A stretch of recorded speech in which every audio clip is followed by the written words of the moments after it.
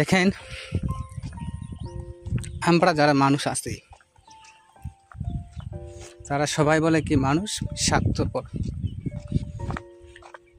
হ্যাঁ, আমি মানুষ স্বার্থপর। আপনি কি স্বার্থের বাইরে? প্রশ্নটা আমার, উত্তর আপনার। বলতে পারবেন? অবশ্যই পারবেন না।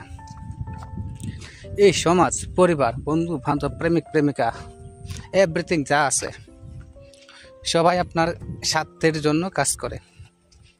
এই সমাজ আপনার দ্বারা কোনো উন্নয়ন হয় কিনা বা আপনাকে দ্বারা কোনো ভালো কাজ হয় কিনা এইগুলা নিয়ে আলোচনা করবে।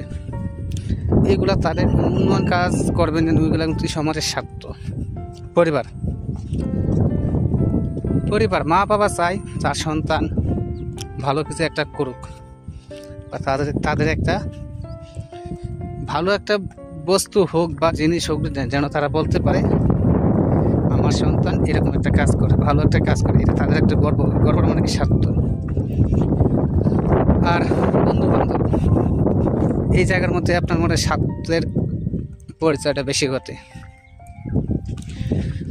কোনো বন্ধু বা বান্ধবী দেখবেন, না জানেন, যারা আমার বয়সে যারা আছেন হয়তো এই বিষয়টা আপনারা অনেকে জানতে পারবেন।